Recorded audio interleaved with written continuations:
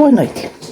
Estamos dando início a mais um programa da série Jesus, Luz de Nossas Almas, onde estudamos os livros de Amélia Rodrigues, que falam sobre Jesus, e que estamos no momento estudando o livro Quando Voltar à Primavera, psicografia de Divaldo Franco.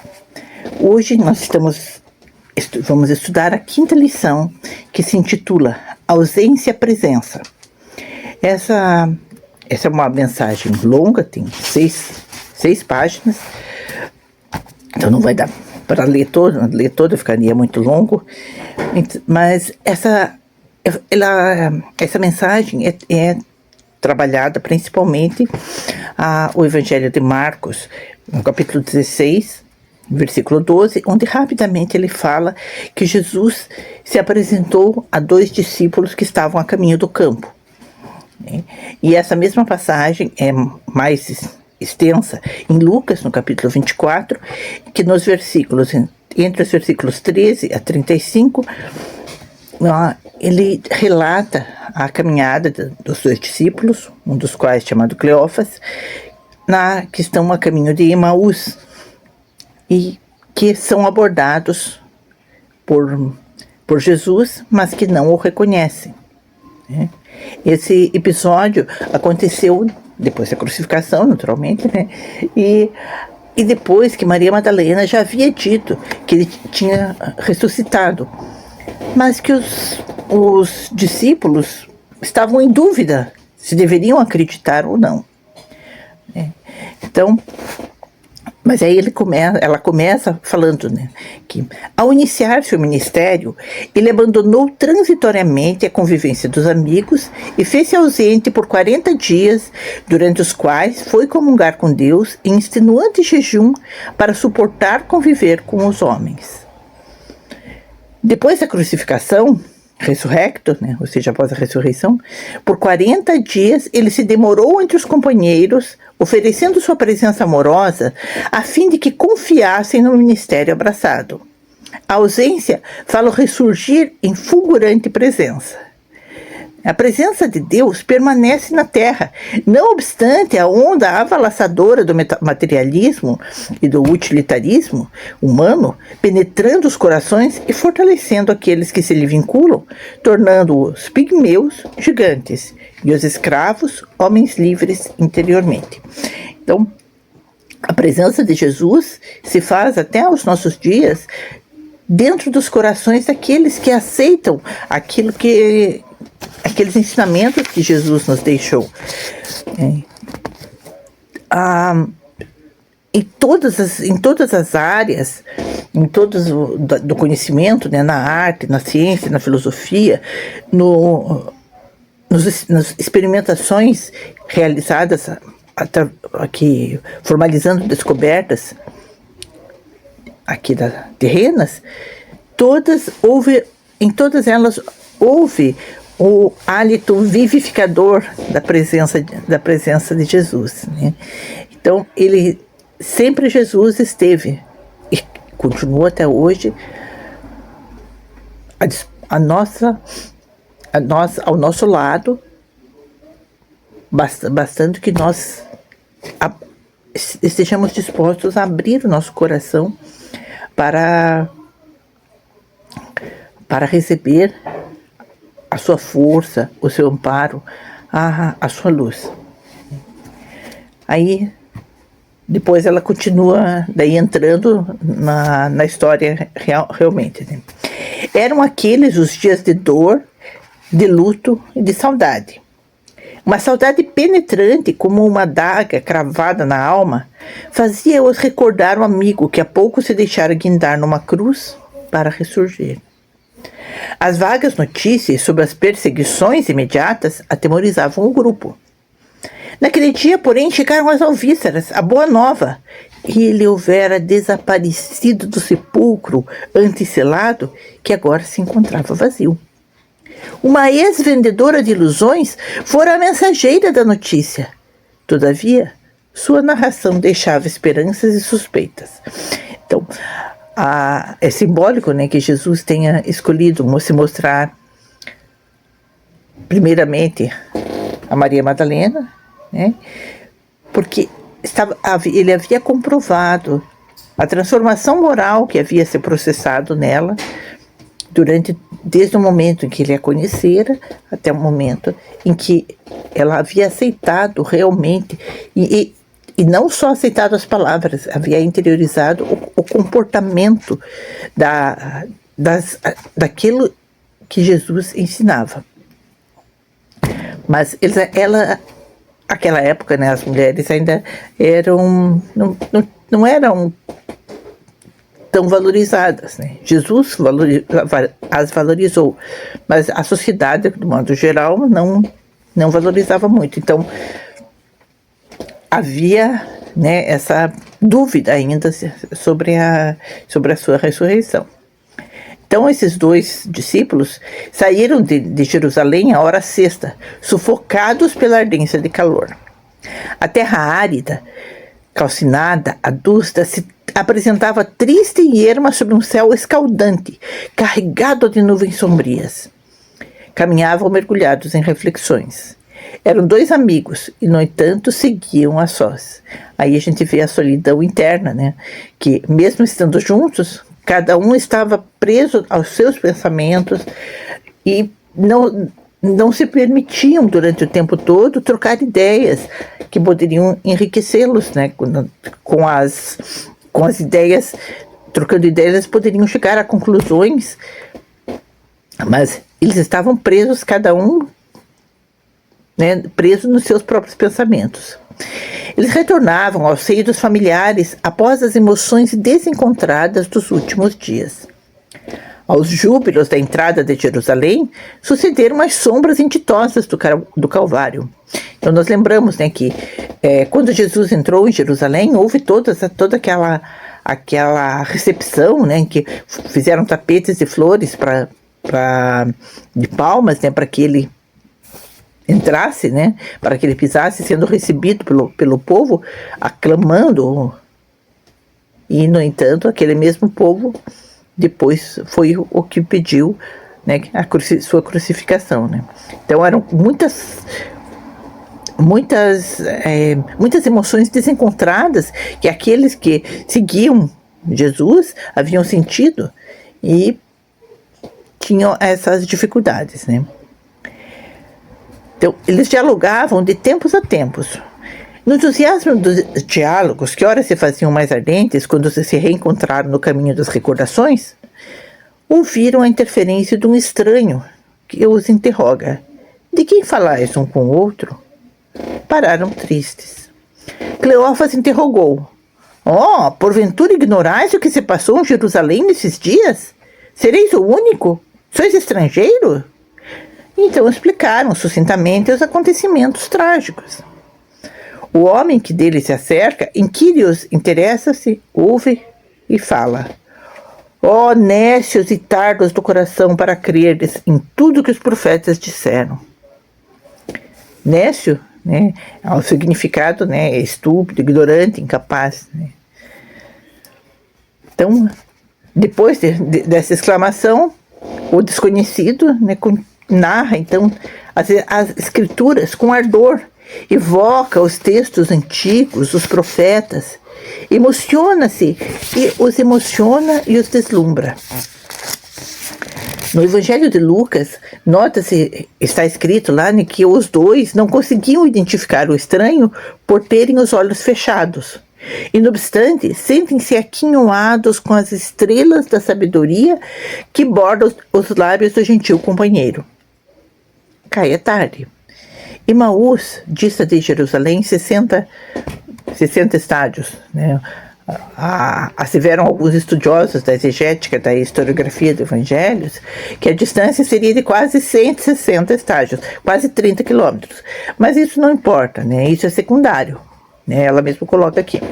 O essencial é que a cidade de Amoas, ou Nicópolis, situada em Lida, no Vale de Céfala, fizera-se famosa desde os dias de Judas Macabeu, que ali bateram os gregos em lutas cruentas.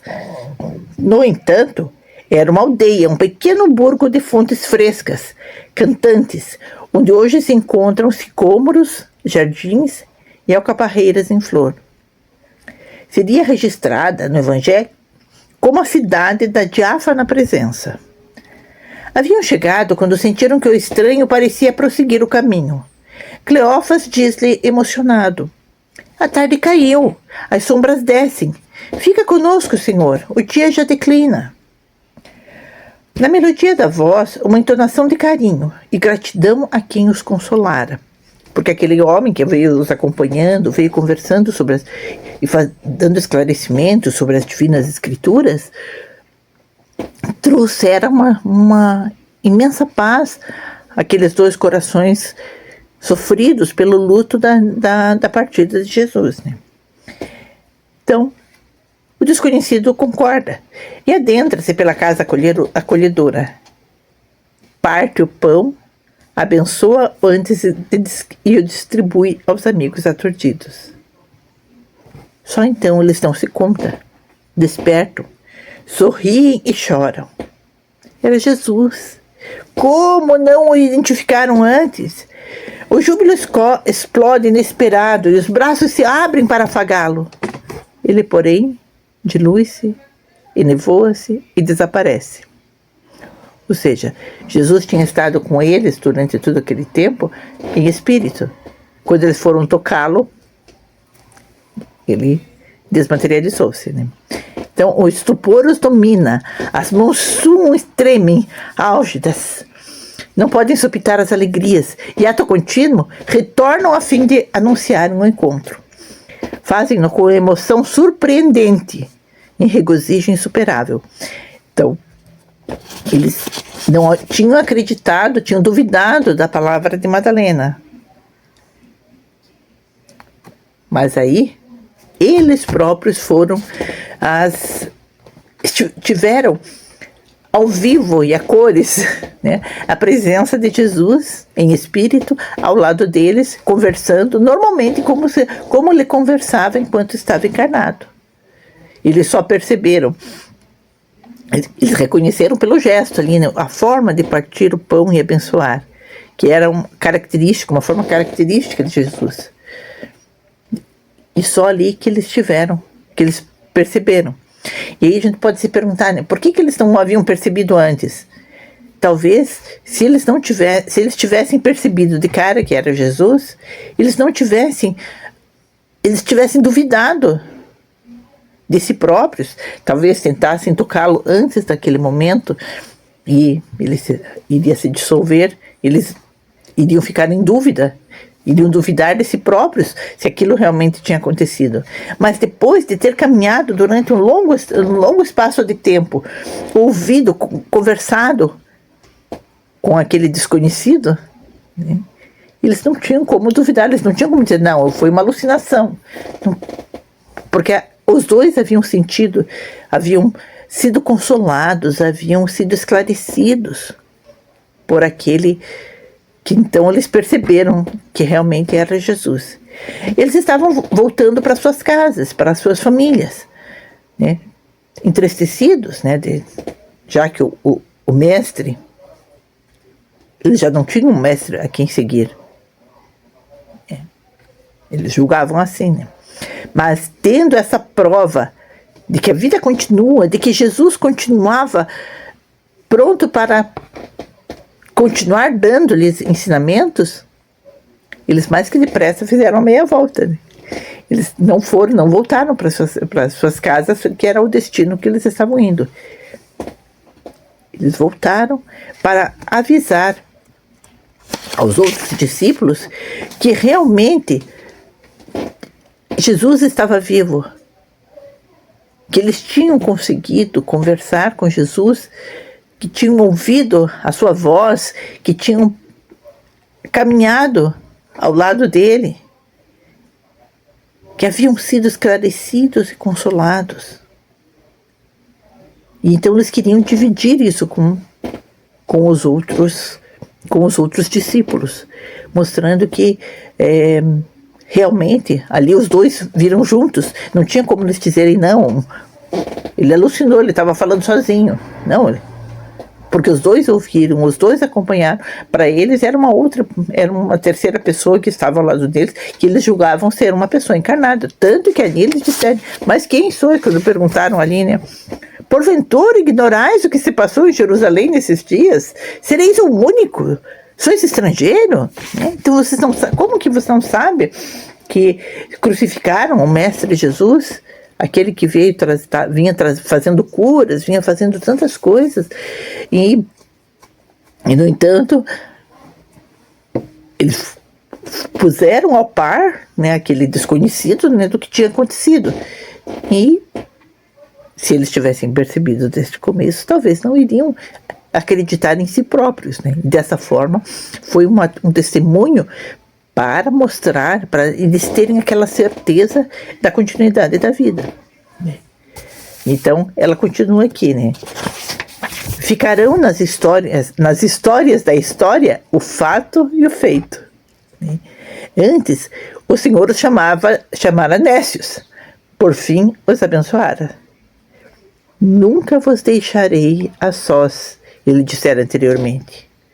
Testificando a excelência da promessa, ainda hoje, nas torpes e adustas estradas da vida, pelos ínvios caminhos da guerra humana, no cotidiano das lutas da evolução, a presença de Jesus é a segurança e a força de todos quantos nele confiam. Mesmo quando o fragor das tempestades parece a tudo aniquilar, ele rompe de dentro do coração e balsamiza com confiança, oferecendo a resistência e o equilíbrio necessário para a vitória. Ninguém que esteja sós, nunca em abandono. Aquele que se sente desprezado, certamente o abandonou, deixando de registrar-lhe as vibrações. Envelheceu a alma, desconectou os registros psíquicos, estilou-se intimamente, fugiu. No entanto, em qualquer momento em que faça quitação em prece, ele que surge, triunfal e amigo, permeando a alma e irrigando-a de entusiasmo para superar as vicissitudes. Nós podemos esquecer de Jesus, mas ele não esquece de nós. Como nós podemos não acreditar em Deus, ele continua acreditando em nós. Então, quando fazemos uma prece, né, é justamente para abrirmos esse espaço de comunicação, para permitir que a gente os ouça, que a gente ouça aquilo que Jesus tem para nos dizer. E que muitas vezes fechamos os ouvidos, né? Quando nos sentimos abandonados, perdidos, injustiçados, na maioria das vezes nos negamos a fazer aquele silêncio interior para permitir ouvirmos a voz do Mestre, sentirmos a sua presença. A sua ausência somos nós que promovemos, mas também a sua presença somos nós que permitimos, porque ele não impõe a presença para nós, ele não nos obriga a aceitá-lo, mas ele está sempre esperando. A beleza da espiritualidade superior de Jesus está justamente nisso.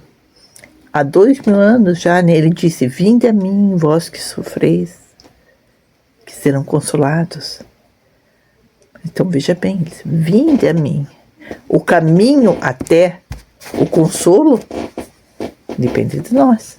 Somos nós que temos que fazer a nossa parte, temos que querer realmente sermos atendidos, sermos consolados, sermos esclarecidos, né?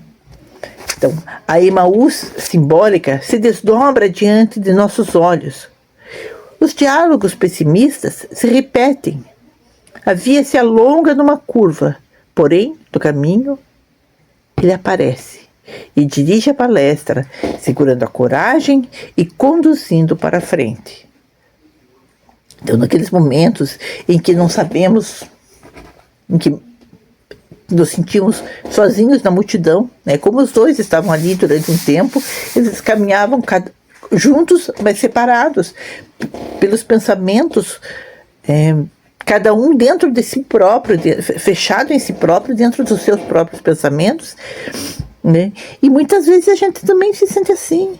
A gente também fica cercado de pessoas, mas preso nas nossas indagações interiores, sem abrir espaço para ouvir o canto do pássaro, ouvir o farfalhar das folhas com o vento, o ritmo da chuva, porque estamos ali apenas fechados conversando apenas com os nossos botões. Nem botão não tem. Se ficarmos apenas conversando conosco mesmo de forma pessimista, nós vamos permanecer tendo a ausência de Jesus, porque nós não o quisemos presentes. Então, a Amélia Rodrigues encerra a mensagem fazendo-nos um convite. Onde estejas, como te encontres, da forma que quiseres, tenta sentir-lhe a presença e nunca te ausentes dele. 40 dias esteve ausente em jejum, preparando-se.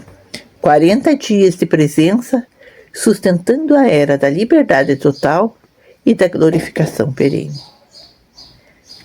Então ela encerra, né, nos convidando a termos as portas do nosso coração sempre abertas para a presença de Jesus em nossos corações e em nossas vidas. Ele só se ausenta quando nós deixamos que ele se ausente. Quando nós, na verdade, ele não se ausenta. Nós é que nos ausentamos dele. Nós é que ouvimos mais a voz do egoísmo, do orgulho, da vaidade, e não abrimos as portas para ouvi-lo. Muitas vezes nos prendemos ao orgulho ferido, ao egoísmo de querer que as coisas sejam do jeito que a gente quer, que não correram, que as coisas não estão ocorrendo da forma como a gente gostaria que tivesse sido. E aí, né, a gente esquece. Muitas vezes a gente esquece de que quando fazemos o Pai Nosso, dizemos: seja feita a vossa vontade. Nós precisamos nos submeter à vontade do Pai, a fim de sentirmos a presença de Jesus em nossas vidas. A necessidade que temos desse alento, desse conforto, que em todos os momentos da nossa vida, em que estejamos passando por provações, nós podemos lembrar que ele falou, né? No mundo tereis aflições, mas lembrem-se que eu venci o mundo. Ou seja, Jesus nos deixou o caminho, nos deixou o exemplo. E quando lembramos que ele é o caminho, a verdade e a vida, vamos querer ter sempre em nossos corações a presença dele. Então, vamos agradecer a Deus por mais esta oportunidade que tivemos de tomarmos conhecimento e conversarmos a respeito de mais essa passagem da vida de Jesus, onde a Amélia Rodrigues nos traz detalhes para nos fortalecer, para termos a certeza de que só depende de termos Jesus em nossas vidas, só depende de nós abrirmos as portas do nosso coração para percebermos a presença dele em todos os momentos. Agradeço a atenção de todos desculpa. E sugiro a leitura da obra, né? Essa em maiores, para pegar os maiores detalhes, que para ler a mensagem inteira. E as reflexões que cada um de nós, ao ler, consegue perceber. E assim, termos presente Jesus em nossos corações. Agradeço ao convite do Maurício para essa oportunidade de estudo. E desejo a todos, a família Mestre de Amor, muita paz, muita alegria. E Jesus sempre presente em todos os corações.